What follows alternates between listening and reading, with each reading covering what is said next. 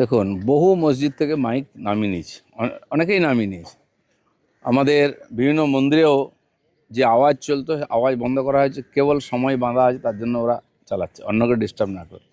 সরকার নীতিগতভাবে এই নিয়েছে সিদ্ধান্ত যে বিনা কারণে আওয়াজ বা নয়েজ পলিউশন হবে না, এবং সবাই মেনে নিয়েছেন। কোথাও অধিকার দেওয়া হয়নি কাউকে মাইক বাজাবার, এবং সেটা পুলিশের সঙ্গে কথা বলে করতে হবে বলা হয়েছে। কোন মসজিদে পুলিশের সঙ্গে কথা বলে অনুমতি নিয়ে করা হয়েছে?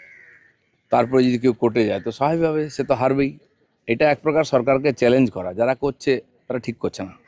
দাদা, রাজ্য জুড়ে বিভিন্ন জায়গায় আমরা দেখছি অভিযান চলছে, এবং অভিযানে পুলিশের মধ্যে যারা ঘুষ খাচ্ছে তাদেরকেও অ্যারেস্ট করা হচ্ছে। সরকারের দুর্নীতির প্রতি জিরো টলারেন্সের বার্তা। দেখুন, দুর্নীতি তো কোথাও এক জায়গায় থামা নেই। পশ্চিমবাংলায় যতদূর বাতাস পৌঁছায় সেখানে দুর্নীতি পৌঁছে যায়।